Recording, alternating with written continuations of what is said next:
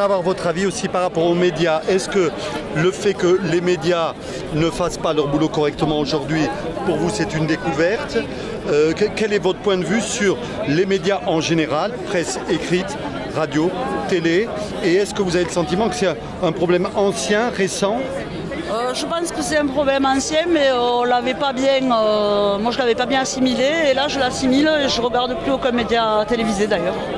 Voilà, ça fait 2 mois que je regarde plus la télé. Ils ont menti depuis le début, ils mentaient depuis le début, et parce que nous on y était, bon ici, on voyait bien comment ça se passait, et c'est des gens qui sont loin de la réalité, qui sont dans un autre monde, et ils ne peuvent pas, ils ne nous aiment pas. Hier, j'écoutais, il y en a un, elle nous a traité de sombre crétin. Il y en a un journaliste qui a dit débile mental. Ivrogne. Il y en a un, une fois, il avait insulté quelqu'un, c'est pas joli, tas de merde. Non, mais franchement, non, moi, c'est pour ça qu'on vous a demandé si vous n'étiez pas. Parce que là, niet. Vous l'avez vu? Vous n'êtes pas France Télévisions. Je trouve que c'est honteux qu'ils soient tous accaparés par des milliardaires, que l'État nomme plus ou moins indirectement le président du groupe France Télévisions. Voilà, ça n'encourage pas à la pluralité d'opinion, à l'honnêteté, etc. Et on voit qu'il y a beaucoup de penseurs qui ne survivent que sur Internet, enfin leur discours ne porte que sur Internet. Donc s'il n'y avait pas les médias alternatifs et autres, on n'aurait pas, nous, de moyens d'avoir un discours autre que celui qui est le dominant. On voit que ce sont les puissants, c'est la communauté, c'est l'Union européenne, c'est les lobbies d'argent, les grandes banques, les industriels, les lobbies d'armement, etc. C'est l'argent. La Commission européenne, mais pour aller encore plus loin, je dirais les banksters, ceux qui sont encore plus en haut, c'est-à-dire la City, Wall Street et tous les grands consortiums de banquiers internationaux. D'accord. Et donc là, je vois que vous avez un drapeau vénézuélien sur votre dos. Exactement. Pourquoi vous êtes venu aujourd'hui avec ce drapeau-là? Par solidarité avec la révolution chaviste, qui est en train de lutter contre l'Empire depuis plus de 10 ans à l'heure actuelle. Bon, à l'heure actuelle, c'est Maduro qui fait ce qu'il peut face à toutes les manipulations médiatiques, économiques. Mais le Venezuela me semble un des derniers pôles de résistance dans le monde contre ce qu'on appelle l'impérialisme du nouvel ordre mondial. Voilà. D'accord. Donc je soutiens la révolution vénézuélienne. D'accord. Pas Guaido, qui est un instrument du pouvoir profond américano. Voilà. On va pas dire le truc parce que c'est pas trop à la mode. Américano-sioniste. Voilà. Tout ce qui devrait revenir au peuple revient au capital. D'accord. Voilà. C'est-à-dire les banques? Bien sûr, oui. Les banques, les grandes entreprises du CAC 40. Voilà. Et vous pensez qu'on devrait sortir de l'Europe? Pas forcément, mais avoir une autre Europe et en tous les cas remettre en cause les traités européens, ça me semble incontournable. Telle qu'elle est, elle n'est pas réformable. À la majorité, on n'aura jamais la majorité pour réformer quoi que ce soit. Donc il faut absolument que les pays fassent leur propre politique tout en restant dans l'Union européenne, si on veut y rester, si la majorité des Français veut rester dans l'Union européenne, et qu'on puisse imposer des choses, que ça ne plaise ou pas à l'Union européenne, Voilà. que l'Italie fasse son truc, que tout le monde fasse des choses. Alors, voilà. Que ce soit les nations, une Europe avec les nations. Voilà. Très bien. Est-ce qu'aujourd'hui, la France a encore sa souveraineté?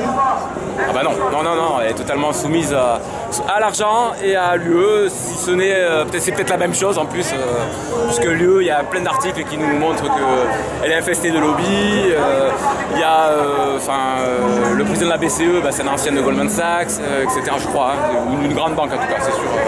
Voilà, il y a des conflits d'intérêts partout à tous les niveaux et on fait comme si c'était normal, comme si c'était pas grave, comme si... Peut-être pas sortir, mais peut-être oui, franchement, sortir de l'Union européenne parce que ça fait un moment qu'on y est et il n'y a rien qui bouge de là. Où va l'argent? Pourquoi est-ce qu'il n'y a plus de Où va pouvoir l'argent? d'achat? Oh là là, ça c'est compliqué. Hein, il va partout et nulle part à la fois. En fait, je pense qu'il va il va dans les poches des plus gros et toujours pareil. Quoi. Alors qui sont ces plus gros? Les plus gros, c'est tous les dirigeants, leurs amis. Est-ce que vous connaissez le premier poste de dépense de l'État français? Je sais pas du tout. L'intérêt de la dette. Ouais, voilà la dette, oh là là. Ça, Est-ce on qu'il faut- est avec combien de dettes français? Il est avec 2000 milliards. C'est énorme. J'ai rien demandé moi. Est-ce que vous êtes confiant sur ce RIC? Vous pensez que nos élus vont lâcher le pouvoir? Bien sûr que non. Bien sûr que non, il va falloir se battre pour l'avoir, ce RIC. Je sais pas trop. Faut-il employer la violence? Alors moi j'étais contre, mais c'est vrai qu'on m'a dit que toutes les luttes, elles avaient été plus ou moins violentes pour obtenir la 5e semaine de congé public, tout ça, de congé payé, etc. Les révolutions, elles ont toujours été plus ou moins violentes. Les communes, elles ont été violentes.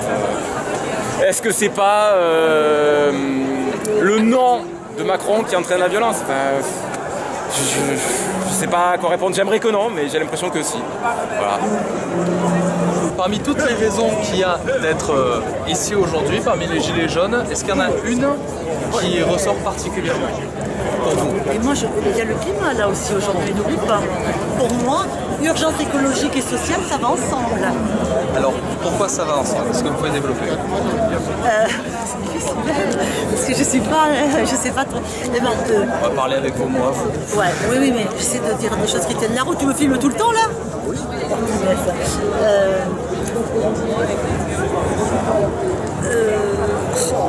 Non, là je ne vais pas pouvoir te le dire avec des mots de moi.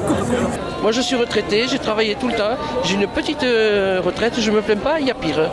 Mais je veux dire par là que si tout le monde est là, vous avez des jeunes, vous avez des vieux, tout le monde est là pour... c'est bien qu'il se passe quelque chose. Hein. Et moi, personnellement, je m'enflamme, mais il faut qu'ils partent. Ou il faut qu'ils changent radicalement de politique, ou il faut qu'ils partent. Et qu'ils arrêtent tout ce qui est policier, toutes les choses comme ça. Parce que je suis d'accord qu'il y en ait qui attaquent des... vous savez, les jeunes, le soir, à la fin, voilà. Mais ici, personne ne casse rien, ne fait rien. Hein, ça se passe toujours très bien. Mais vous en prenez autant. Et puis, quand vous voyez l'autre fois qu'il y avait un couple qui a été poussé, un handicapé, là, moi j'ai vu un handicapé ici, le monsieur, il avait un cancer, il lui a enlevé le masque, il vous supprime tout ça, et de quel droit? Moi, je ne suis pas d'accord. Et en plus, bon, j'ai toujours payé mes impôts, toujours pour la loi, mais là, c'est trop. En 68, il y avait De Gaulle. Moi, j'avais 20 ans à l'époque. Non, je ne suis pas jeune, hein. 20 ans, et c'était pas comme ça. Même il était très dur, il y a eu des morts, il y a eu beaucoup de choses, mais à ce niveau-là, j'ai jamais vu ça. Jamais vu ça.